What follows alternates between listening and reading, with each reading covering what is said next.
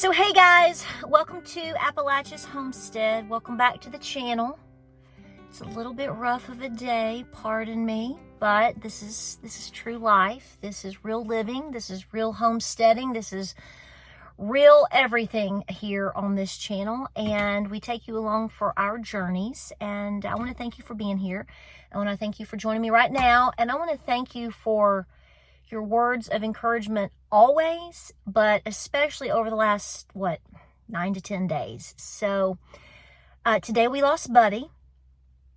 We did. And, I'm going to go ahead and make this video right now, just short and sweet, because I put up a post, and these are topics I feel are hard to address. You know, we've had losses over the years, as you would expect.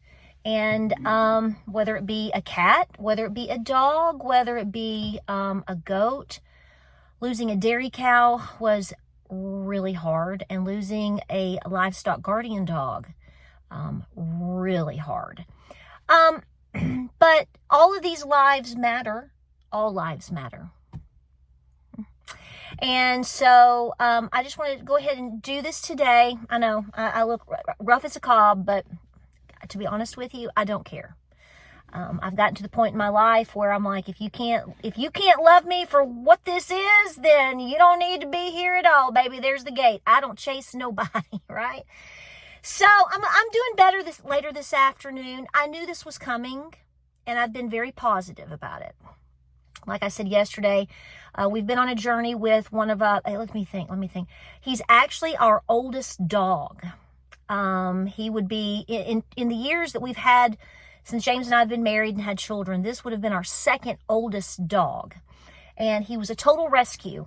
And I was thinking about it. Every single dog that we have, I've always told you that all of our dogs and all of our cats, every single cat that we have are some form of a rescue. Either literally a 3-week-old kitten, picked up, and I had to feed it, hand feed it milk for several weeks, or, a kitten on the side of the highway.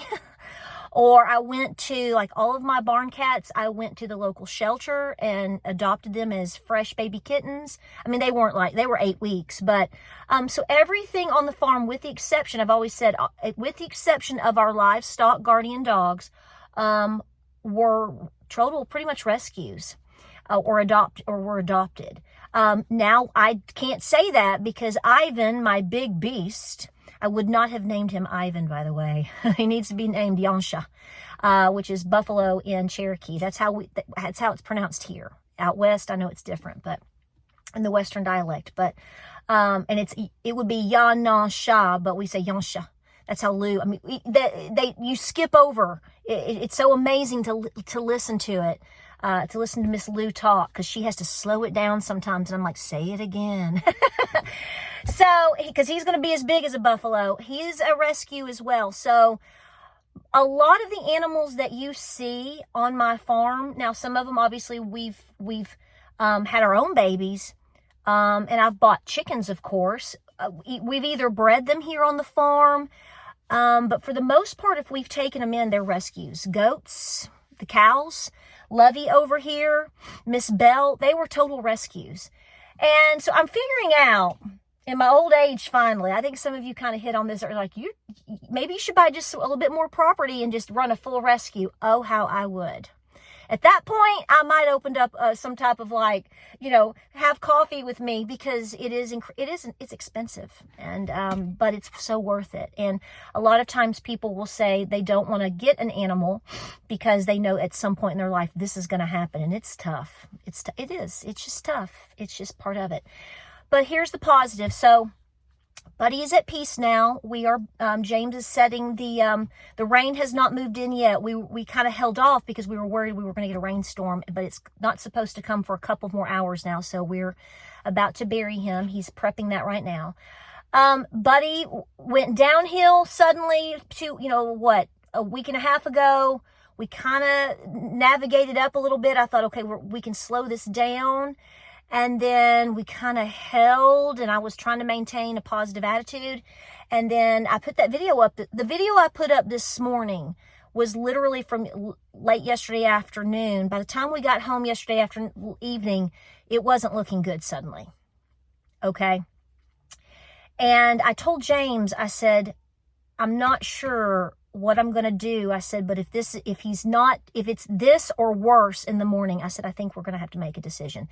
I'm just going to be honest with you. He was not even mobile. Okay. I mean, it went down. This dog, with what he has faced, literally was very short-lived, which means he's been walking with this for probably months. They live for us. They live for you.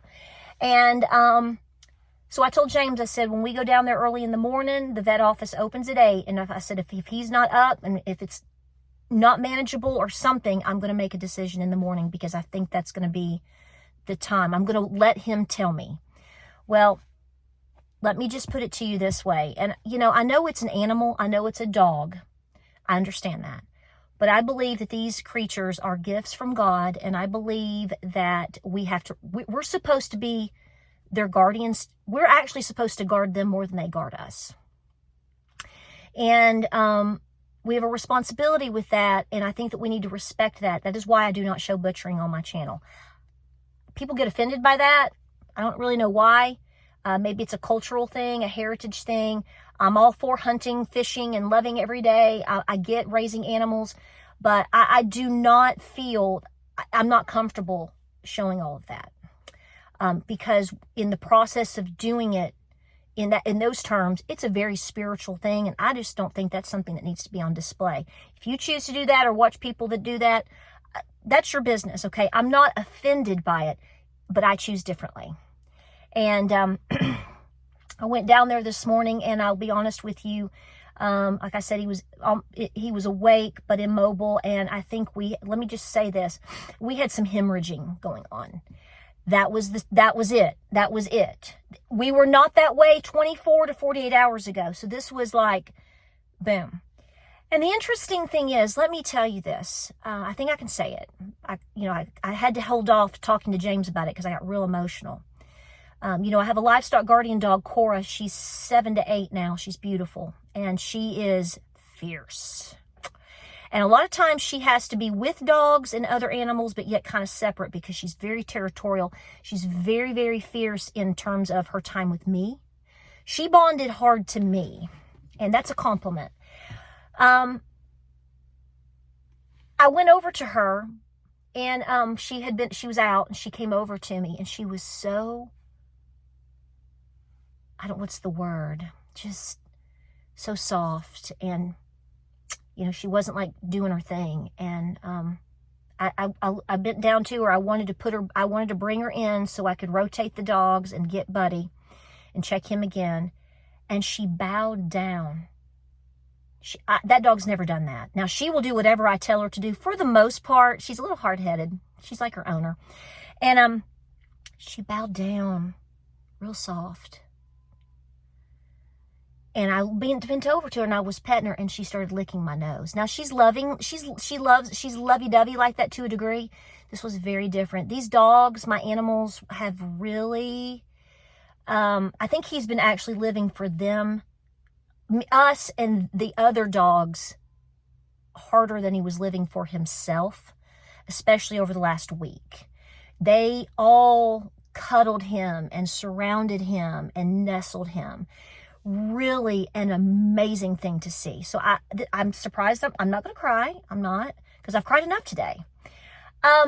So long story short, I have a good vet. I called, they got us in. Folks, I'm going to tell you what, I know some of you said, just let him go naturally. This decision had to be made. To be completely frank, he was not going to make it through the day. I'm not sure he would be here right now. Okay, just trust me. And with seeing what I saw, I knew that there was pain involved. I called, they said, come on. We got everything together. We went on, and let me tell you, he was on his way. Okay, we just made sure he didn't flinch. Okay, it was time. That was already in the works by him, and we were able to take the pain away, and that was that. Okay. And he was a wonderful dog. Honestly, if we hadn't rescued him, you know, 12 years, 13, back in 2013, there's no way that dog would still be here unless somebody had taken him in like we did. And so many of you do the same thing. So I know it's hard when we have these moments, especially when we rescue or adopt an animal. But just know when you do that, and whatever life they have with us in this world, with the disrespect that we see for animals and children, which is appalling, just so demonic.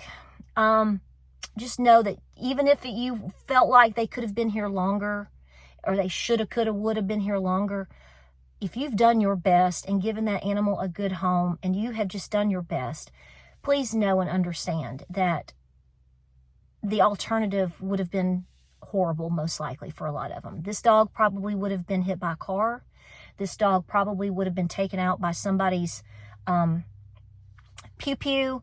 Who knows? Out in the woods, if a coyote easily would have taken this puppy out. Okay. So, long story short again, I always say that.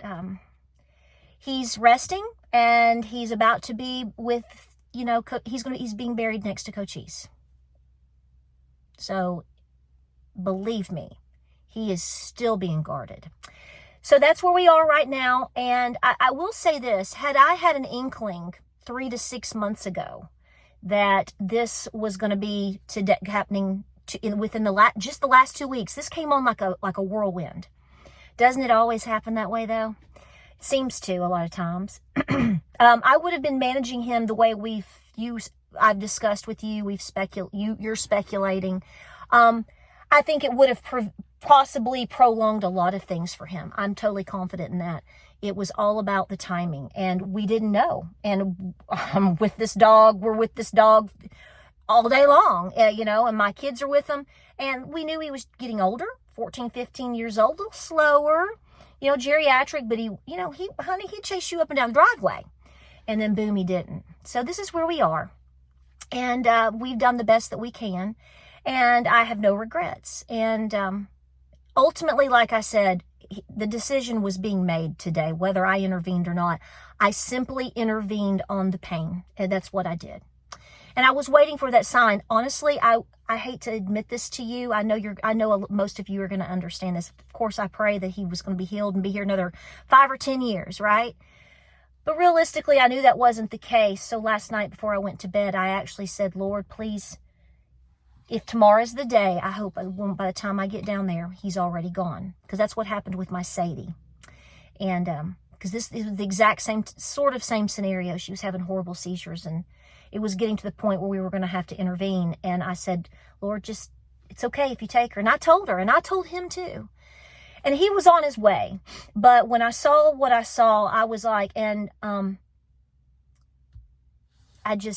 folks, I just can't watch that. I'm sorry.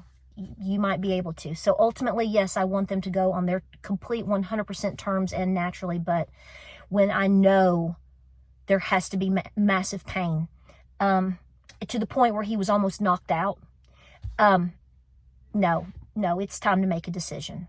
So I thank you for your prayers, and it's tough, but we're going to move forth. I mean, this is what you do.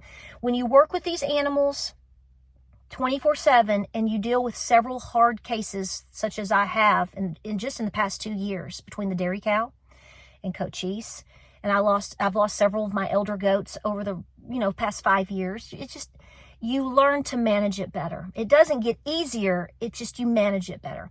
I did cry a lot today. I told James this morning at the vet office. I mean, it was so severe. Let me put it to you this way. Not this vehicle, but we did it literally. He was out in the back of the vehicle. Okay. And they came out and loved on him. And let me tell you, it was the right decision. Am I fired up red yet? Probably so. But I cried like a baby, and I cried more than I thought I would. And I will tell you, this kind of falls back on the heels of what I said yesterday. We're all so stressed out, and we're all, pardon my language, we are all so pissed off. I am so injured, and I'll get over it. But I'm processing through the things that we are finding out. I am so mad. And, and I know this may not be something I should talk about right now. but I'm dealing with the emotions of of my beloved buddy and this day, and then you start seeing more things that are happening that are coming out. And folks, I'm going to tell you again, I want you to enjoy the things that you can enjoy, but I'm going to tell you real quick, in my rawest moment right now, don't you dare stop preparing. And I'm not at all calling for anything. I'm not going to sit here and say, be the resistance. All this ridiculousness that we see on the other side being said, trying to just absolutely start something. And I don't want that, but I will say this. Historically, our grandfathers started a revolution for a lot less than this. And when I say that, what that should mean to you is we got a rough year coming up, and we have a rough time. There's positives in the fact that I do feel that we are finally having somebody stand up for us. How it works out in the end, I don't know. You don't know either. You don't know. You can guess, make a YouTube video, say all this, and nobody knows. There's only one thing that knows what the future holds, okay, and that is God. And he has warned us of many things, and there's a lot of things biblically written. Where we are in time and space, I'm not going to sit here and tell you I know, because nobody does. But I do want to say to you that things are turbulent. And if you're watching from overseas, please pray for the United States of America. Your country probably needs prayers too, because we have been betrayed so bad. And I know somebody's going to say, well, this has been happening for the last 40 years and for the last 300 years. Doesn't make it any better. Doesn't make it any better, especially right now, since a lot of us are about to pay our taxes. And I'm not telling you not to pay your taxes, but I'm telling you right now, I'm pissed. You should be very pissed. And so we're going to have to take it to prayer, and we're going to have to take it to God. And all I can think about, I will tell you, we had to, on the way home, I was listening. I know this may sound dorky to you. I really don't care. Not today, I don't. I was trying to find some music that I love, and I love soundtracks. I love 80s music, but I love soundtracks, and I've told you that before. They don't make soundtracks like they used to, do they? I mean, come on, Urban Cowboy, Top Gun, Last of the Mohicans, Legends of the Fall. I mean, there's so many good movies out there. Forget the movie. The soundtrack alone is worth its weight in gold. It's worth its weight in a dozen eggs, right? But I chose The Patriot today. And I know somebody's going to say, oh, I don't like Mel Gibson and that movie is fake. And I know, whatever.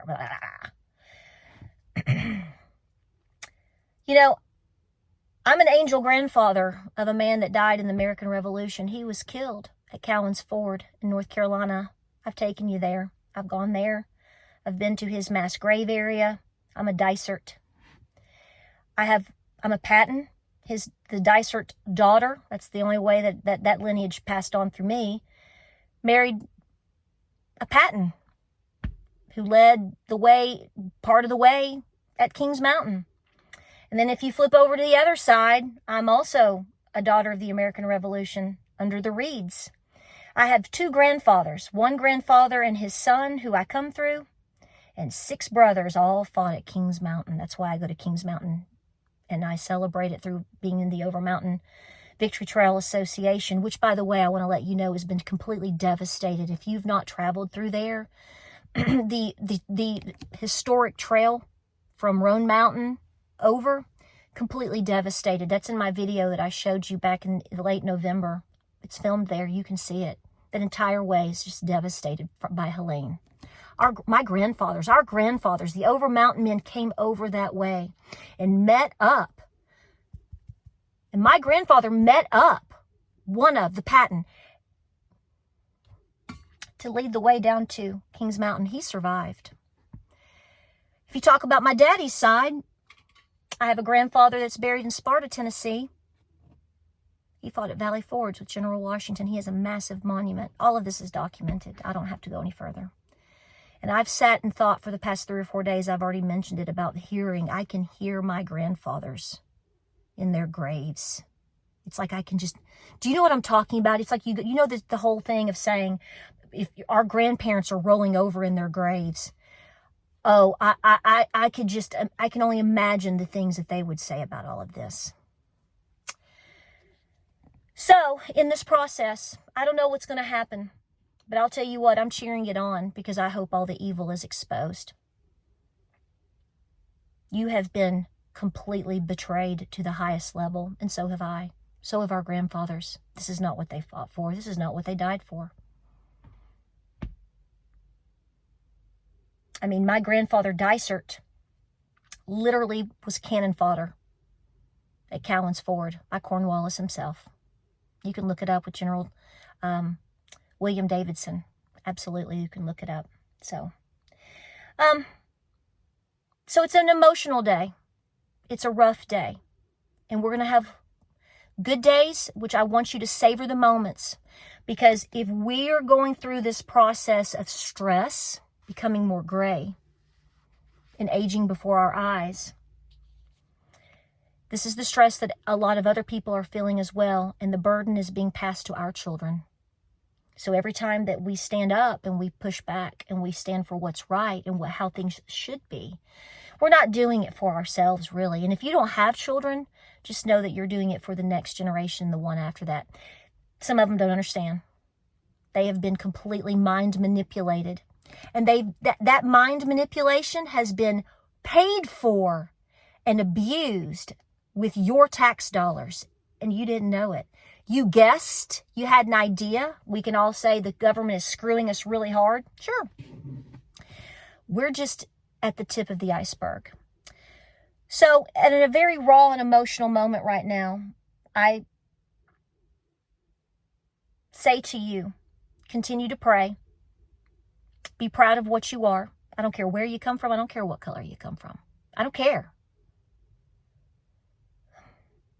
American patriots are everything. All of this money that has been wasted, because you're just scrolling, you're like, you can't even process it.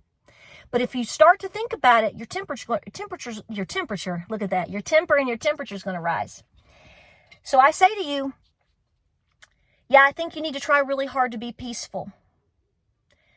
There's a big storm on the horizon as I'm watching the clouds come in right now as we are about to bury our dog. And I want to encourage you to prepare.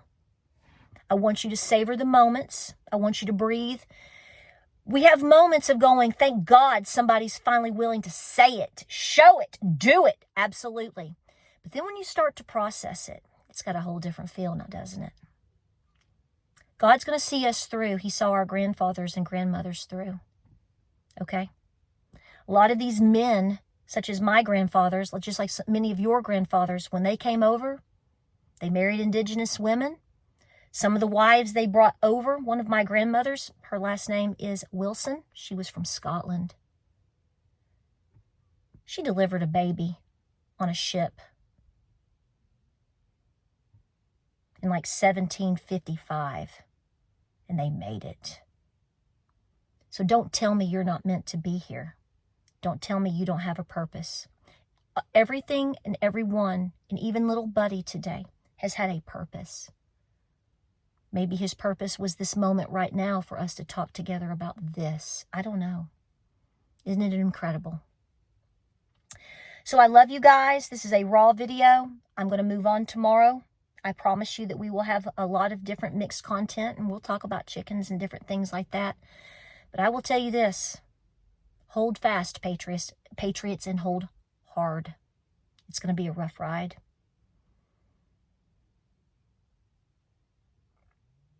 God's going to see us through. No matter what you're going through right now. Cry it out, run it out, pray it out, see it through. We're in this together, okay? And I don't have answers for all of the reasons why. But I'll tell you what, we're at the forefront of something. Whether it's today, whether it's in 10 years, I'm not really sure. But you've gotten the memo now. So please prepare. And love your babies hard. Whether they're four-legged little furry ones, whether they're your grandbabies, teach them well. That may be why you're here. That may be why you're going through the things such as I am and processing. And all the things you've done over the past years, whether it be just from last year, the last 5 years, 20 years, 15, I don't care. However long you've been trying your best to prepare, it wasn't in vain. So celebrate the moments. Savor the moments. Walk through the valleys and those moments such as today. But understand, it all has a reason. I love you so much. I thank you so much for your support and your encouragement. And I'll keep you posted on everything. We will move on. Enjoy your weekend. And pray, prep, and be peaceful. I know you're upset. So am I. It's okay. I will see you guys. I love you. I love you so much. God bless. I'll see you on the next video.